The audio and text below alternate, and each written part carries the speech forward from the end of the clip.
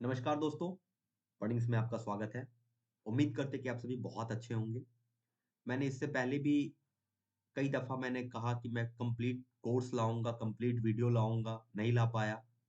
इस बारी फिर से कह रहा हूँ कि मैं लाऊँगा। 2024 की शुरुआत है और मैं आपसे कह रहा हूँ कि मैं लाऊँगा और मैं लाने की कोशिश कर रहा हूँ। और मेरा मानना है कि जब तक प्रभु नहीं चाहते हैं, आप कोई भी काम नहीं कर सकते हैं। तो हो सकता है कि इस बारी प्रभु चाह रहे हैं कि जो काम मैंने अधूरा रखा, उसको मैं पूरा करूँ। मैं भगवत गीता सबसे पहले स्टार्ट किया था पढ़ना 2012 के अप्रॉक्स में। मैंने एक छोटा-सा जो वो छोटी-सी किताब होती है, गीता प्रेस की, 12-15 रुपए में 15 रुपए में मैंने पटना हनुमान मंदिर से खरीदा था उस समय। और उसको मैं थोड़ा-थोड़ा पढ़ना स्टार्ट किया, थोड़ा समझना स्टार्ट किया, नहीं समझ पाता था। फिर धीरे-धीरे और आज तक पूरी तरीके से नहीं समझ पाया, बट मोटा-मोटी मैं अपने काम की चीज़ वहाँ से निकाल लेता हूँ। और मैं चाहता हूँ कि वही आप भी एट लीस्ट करो। क्योंकि मैं पहले सबसे पहले मैं उसको साइंटिफिक तरीके से आपको समझाने की कोशिश करता हूँ क्योंकि मैं भी एक साइंस का छात्र हूँ और लॉजिक पे ज़्यादा बिलीव करता हूँ। मैं आपको ऐसे कोई भी बातें नहीं बताऊँगा जो आपको लॉजिकली ना समझ में आए। और आज के डेट में अगर आप देखोगे तो ये जो 2 बुक देख रहे हो, ये पार्ट 1 है भगवद गीता का और ये पार्ट 2 है भगवद गीता का। जब आप बहुत ज़्यादा इंटरेस्ट लेने लगोगे, आपके पास बहुत इंटरेस्टिंग फैक्ट्स आने लगेंगे, आपको लगेगा कि नहीं, यार बुक में तो दम है। तो आप धीरे-धीरे उस तरफ जाने लगोगे। ओके? तो मैं एक थोड़ा-सा होमवर्क करके और उस तरीके से मैं चाहता हूँ कि आपके सामने आऊँ। मैंने कुछ पॉइंट्स भी नोट डाउन किए जिसको मुझे डिस्कस करने हैं। Okay? You can see here. तो अब बात करते हैं कि भगवद गीता पे। ओके? तो सबसे पहले भगवद गीता है क्या? भगवद गीता भगवान श्री कृष्ण के मुख से निकला हुआ कुछ शब्द है, जिसको 700 श्लोक कहा गया है। ठीक है? अब हमें इन 700 श्लोक को याद नहीं करना है। अगर आप याद कर सकते हैं तो बहुत अच्छी बात है। कहीं पे कोट करोगे, नहीं भी याद करोगे, हमें समझने की कोशिश करनी है, ताकि हम अपने जीवन को एक सही रास्ता दे सकें। मैं भी कोई प्रवचन नहीं दे रहा हूँ। मेरा जीवन भी बहुत ज़्यादा सही रास्ते पे नहीं है। लड़ रहा हूँ और भगवत गीता उन तमाम लोगों के लिए है जो लड़ रहे हैं। लड़ने वाले लोग पक्का इन्हें पढ़े क्योंकि ये वो बुक नहीं है जिसको कि आप पढ़ के सोचोगे कि मैं पढ़ लिया और मैं मोक्ष को प्राप्त कर लूंगा तो चलो बुढ़ापे में पढ़ूंगा। ऐसा कुछ नहीं है। ये स्ट्रेट फॉरवर्ड, जब आप अपनी लड़ाई कर रहे हैं, आप एक युद्ध के मैदान में हैं, तो उस युद्ध के मैदान में ये आपका शस्त्र है। इस शस्त्र का उपयोग करके आप अच्छे से लड़ सकते हैं। तो ये ब्रह्मास्त्र है जिसका उपयोग करके आप जीवन का युद्ध लड़ सकते हैं। और जीवन की लड़ाई हर कोई लड़ रहा है अलग अलग हिस्से में, और लड़ना पड़ेगा, थ्रू आउट द लाइफ लड़ना पड़ेगा। तो ये इतना इंपॉर्टेंट शस्त्र है जिसको पूरी लाइफ आप यूज कर सकते हैं। तो जितना जल्दी इस शस्त्र को आप यूज करना शुरू कर दोगे, उतना खुश रहोगे, उतना वो होगा। कोई तुम्हें कुछ नहीं चीजें, असफलता सफलता इन सब से तुम ऊपर धीरे धीरे निकलने लगोगे। गर्लफ्रेंड, बॉयफ्रेंड, ब्रेकअप, पैचअप, इन सब से तुम धीरे धीरे, मैं हमेशा कह रहा हूं कि तुम एक अच्छे आत्मा बनने की को तरफ गुजर चले जाओगे, हम सभी। तो ये हमारा मानना है कि हम सभी को एक डिवाइन सोल की तरफ आगे बढ़ना चाहिए। ओके। सो सब और दूसरी बात कि पढ़ना और गहन अध्ययन अलग चीज होती है। मैं कह रहा हूं कि पढ़ना सिर्फ नहीं है, गहन अध्ययन। क्या मतलब गहन अध्ययन का?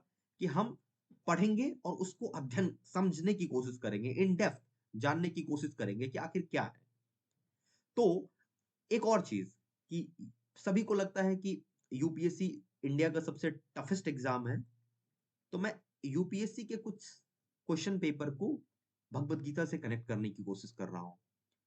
अगर आप यहाँ पे देखोगे, ये 2022 का फिलोसफी ऑप्शनल का क्वेश्चन पेपर है। अगर आप देखोगे तो यहाँ पे जब आप सेक्शन 2 में आओगे, तो सेक्शन 2 में मोटा मोटी कई सारे ऐसे क्वेश्चन हैं जो कम सीधे सीधी भगवत गीता की अंडरस्टैंडिंग से रिलेटेड है।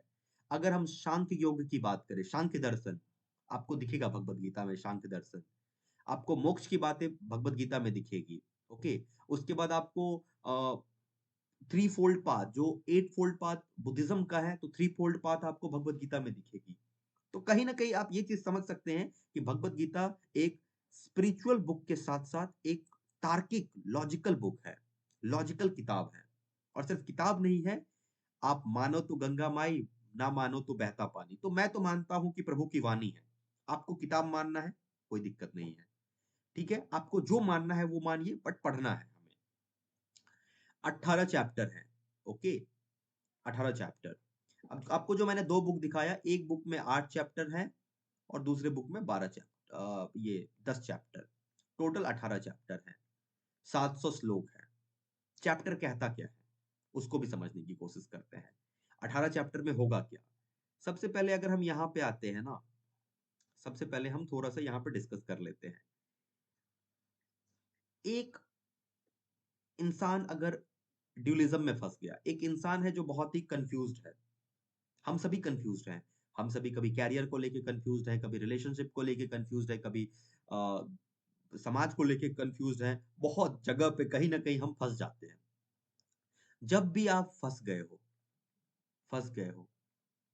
तो आपको, आपने ध्यान दिया होगा कि कोई ऐसा इंसान जो आपसे बात करे तो आप उस फंसे हुए सिचुएशन से बाहर निकल जाते हो। इसका मतलब कोई आपको समाधान दे देता है, सोल्यूशन दे देता है। तो ये बुक जो है, ये सॉल्यूशन बुक है, इसको आप होली बुक भी कह सकते हो। होली बुक कहने का मतलब एक ऐसा किताब जिसपे होली रिवर, मतलब मैं उसको, वो सिर्फ धर्म की किताब नहीं हो सकती है, उससे बहुत ऊपर। ओके, तो सॉल्यूशन इसमें है, बहुत सारा सॉल्यूशन है, आपके प्रॉब्लम का सॉल्यूशन है। लेकिन स्ट्रेट फॉरवर्ड सॉल्यूशन नहीं होगा, क्योंकि कहा गया है कि जब आप गहरे समुद्र में गोते लगाओगे तो मोती आपको ढूंढने के लिए डीप ड्राइव करनी पड़ेगी, डीप ड्राइव। तो इस बुक में भी आपको डीप ड्राइव करनी पड़ेगी, इसीलिए बहुत लोग बहुत जल्दी इस बुक को छोड़ देते हैं पढ़ना। मैं भी कई बारी छोड़ा हूं पढ़ना।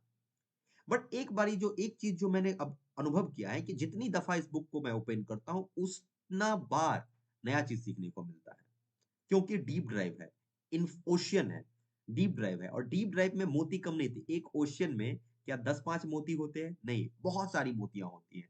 आप जितना डीप ड्राइव लगाओगे उतने मोती आप इकट्ठा करोगे।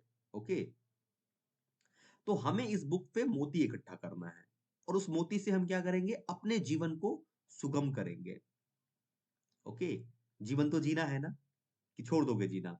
लड़ना तो है, जीवन है, कष्ट आएगा, लड़ना है, सब कुछ होगा।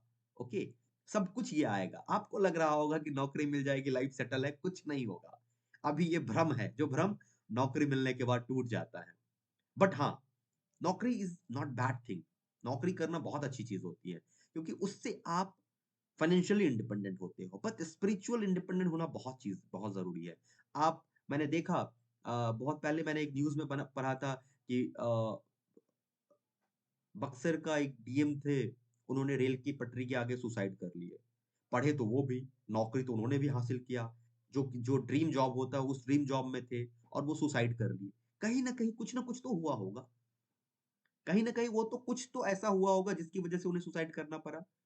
इसका मतलब वो कुछ चीज मैनेज नहीं कर पाए। सुसाइड करने का रीजन क्या हो सकता है? वर्स्ट रीजन क्या हो सकता है? ओके, तो सवाल आता है कि जब आप ढूंढोगे तो वर्स्ट रीजन कुछ भी नहीं हो सकता, ये सिर्फ और सिर्फ मानसिक होता है, मानसिक। तो कहीं ना कहीं हम मानसिक रूप से बहुत ज्यादा डिवाइन नहीं थे, स्पिरिचुअल नहीं थे, इसीलिए हमें यह एक्शन लेना पड़ा। तो मैं चाहता हूं कि आप जब जीवन के एक उस मुकाम पे पहुंचे, जब आपके पास सब कुछ आ जाए, तो आपके पास स्पिरिचुअल ग्रोथ भी रहे, spiritual growth. So my full concern is here to make a society where me, you, like 20 to 30 people, जब 20 से 30 के बीच के लोग, हम सब काम करेंगे, हम पब जाएंगे, हम घूमेंगे, हम गाना गाएंगे, हम डांस करेंगे, हम सब कुछ करेंगे, हम शादी करेंगे, हम गर्लफ्रेंड बनाएंगे, हम सब कुछ करेंगे, but we will become a spiritual one. इन सब के साथ हम स्पिरिचुअलिटी को जोड़ के रखेंगे। ऐसा नहीं कि स्पिरिचुअल करना है तो बस झोला उठाओ और चल दो, ऐसा नहीं। हम ऐसी दुनिया की कल्पना मैं नहीं कर रहा हूं। मैं एक ऐसी दुनिया की कल्पना करता हूं जिसमें हम सब अपने कर्म योग को इधर रखे और भक्ति योग को रखे और मिला के चलिए। इसका मतलब हम एक स्ट्रॉन्ग समाज की कल्पना कर रहे हैं। सशक्त समाज की कल्पना कर रहे हैं और ये भगवत गीता उसमें बहुत बड़ा योगदान करने वाला है, सशक्त समाज में। 18 अध्याय है, हम धीरे-धीरे स्टार्ट करेंगे। पहले अध्याय में अर्जुन जो है दुखी है। हमारे अध्याय में हम जब इसको रिलेट करेंगे तो हम ये समझेंगे कि अर्जुन के सारे सवाल जो है हमारे सवाल हो सकते हैं। ओके? हम कभी-कभी कोई काम नहीं करना चाहते हैं और हम छोड़ देते हैं, मतलब हम परेशान होते हैं, हमसे नहीं हो पाएगा, ये होगा, उसने वो कह दिया, उसने वो कह दिया, अरे भाई इतना कॉम्पिटिशन है, कैसे होगा, भगवान ये होगा, वो होगा, ब्ला, ब्ला, ब्ला, बहुत तरह की बातें हमारे दिमाग में लड़ती रहती है। हर पल लड़ती रहती है। ये इसमें इतना मार्क्स आया, मार्क्स नहीं अच्छा है, गेट एग्ज़ाम में मार्क्स कम आ गया, एसएससी में एग्ज़ाम मार्क्स कम आ रहे हैं, इतना डिफिकल्ट क्वेश्चन आता है, इतने लोग हैं। एक गाना नहीं आया 35 लाख की भीड़ देखकर क्या सोचा था डर जाएँगे। ऐसा बहुत तरह का सवाल आता है हमारे मन में। ओके? और हम दुखी होते हैं। तो पहला चैप्टर है एक प्लेटफ़ॉर्म तैयार करने का, कि हाँ भाई मैं दुखी हूँ, अब मुझे गाइड करो। ओके? अब सेकंड चैप्टर में क्या कहा गया है? सेकंड चैप्टर जो होता है वो कंप्लीट रिलेटेड होता है सोल से। ओके? अगर मैं कंप्लीट सेकंड चैप्टर की बात करूँ तो सेकंड चैप्टर जो होता है मैंने लिख के रखा है यहाँ पे, सांख्य योग होता है। Second chapter is Sankhya Yoga. What do you mean by Sankhya Yoga? और यही सांख्य योग की बात मैंने अभी यूपीएससी के क्वेश्चन में भी दिखाया था कि यूपीएससी के उस सिलेबस में सांख्य योग, सांख्य दर्शन के बारे में बताया गया है। ओके? तो सांख्य योग का मतलब होता है एनालिटिक्स, एनालिसिस करो। ओके? आप चीज़ों को कितना ज़्यादा एनालिसिस कर सकते हो। ओके? तो सांख्य योग जो होता है, योग ऑफ नॉलेज होता है, जिसमें हम बताया जाता है कि कैसे अपनी ड्यूटीज को निभाना है। जो हमारी ड्यूटी है वो सिर्फ हमें करना है। ओके? आत्मा के बारे में थोड़ा बहुत बताया गया है। फिजिकल बॉडी और आत्मा अलग होती है। इसको समझाने की कोशिश किया गया है। सेकंड चैप्टर में सांख्य योग।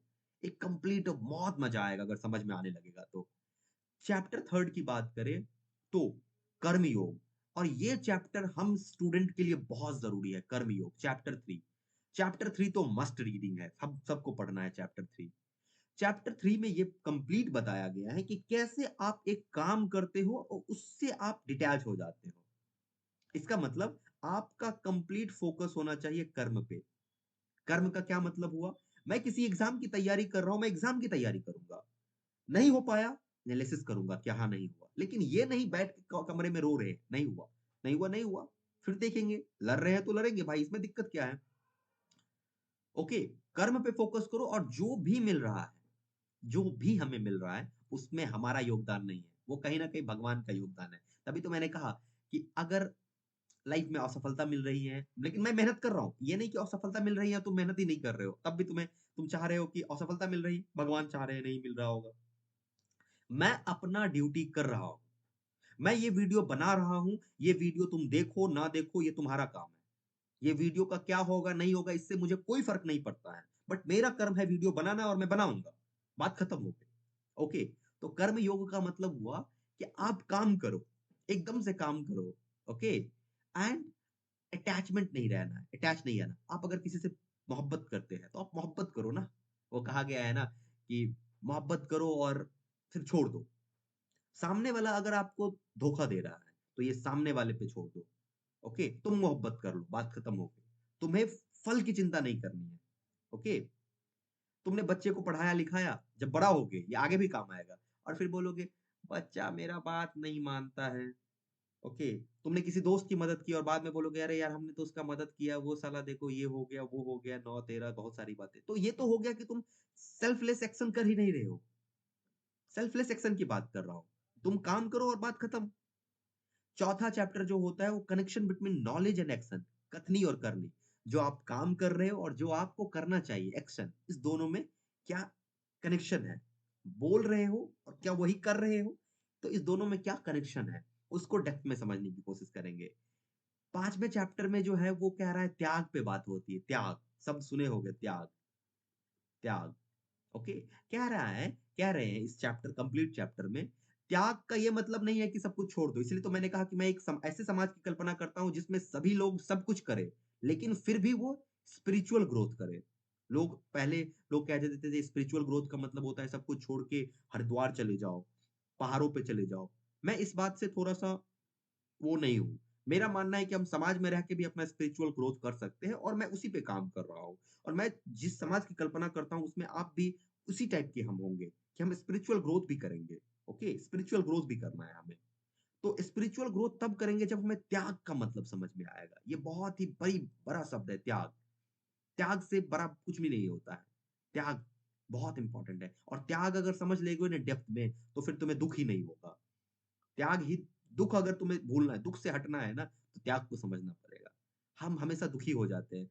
किसी दोस्त ने हमें कुछ कह दिया, दुखी हो गए। घर वाले ने कुछ कह दिया, दुखी हो गए। Blah, blah, blah. You can understand what I mean. तो त्याग समझना है हमें। छठा चैप्टर बहुत ही खूबसूरत चैप्टर है, ध्यान योग। योग ऑफ मेडिटेशन। मेडिटेशन को समझना है, आत्मा, meditation. Meditation is something like fuel, rocket का फ्यूल जो होता है वो है। ओके, तुम्हें अलग बना देगा। ओके, चैप्टर 7th में देखोगे तो चैप्टर 7 भी बहुत खूबसूरत है। खुद को ना समर्पित कर दो। खुद को समर्पित करने का मतलब है कि अगर तुम्हें दुःख आ रहे हैं ना, तो दुःख भी भगवान दे रहे हैं। समर्पित कर दो दुःख, भगवान ये दुःख आपका है। अगर असफलता मिल रही है तो भगवान ये असफलता आपने है, कुछ आपने सोच के किया होगा। तो अपने आप को सरेंडर कर दो। किसको सरेंडर कर दो? उस सुप्रीम गॉड को। आई डोंट नो कौन है वो, लेकिन जिसको तुम मानते हो, जिसको भी तुम मानते हो, ईश्वर, अल्लाह, गुरु नानक, जेसस, जिसको तुम मानते हो उनको ही तुम अपना सब कुछ सरेंडर कर दो। चैप्टर 7 हम इस चीज को समझेंगे। ओके, चैप्टर 8 जो होता है वो एक्चुअल में जो होता है सुप्रीम क्या होता है, अक्षर ब्रह्म। इसका मतलब क्या होता है ना, कि जो पूरा के पूरा ट्रांसफॉर्मेशन होता है। ट्रांसफॉर्मेशन होता है, लाइक ये एनर्जी है, हम एक एनर्जी है। उस पूरी एनर्जी का टाइम के साथ क्या रिलेशन है, कंप्लीट साइंटिफिक बातें हैं। ओके, साइंटिफिक बातें हैं। तभी तो अगर आप एक पुराना कोई सा फोटो देखोगे तो आपको दिखेगी कि ये अल्बर्ट आइंस्टीन और ये गुरु रविन्द्रनाथ जी आपस में बैठ के बहुत सारी बातें करते थे। बहुत सारे उस पे डिस्कोर्स है, अवेलेबल है। इसका मतलब spirituality and science both are integrated to each other. तभी तो अभी जो ओपेनहाइमर एक मूवी आई थी उसमें भी आप देखना, ओपेनहाइमर जो थे एटम बम की कल्पना भगवत गीता से निकाले थे। तो इस 8 चैप्टर को हम पहले डिस्कस करेंगे, फिर अगला हम 10 चैप्टर के बारे में पढ़ेंगे। आप अपना पॉजिटिव, नेगेटिव कुछ भी फीडबैक हो जरूर दीजिएगा। धन्यवाद।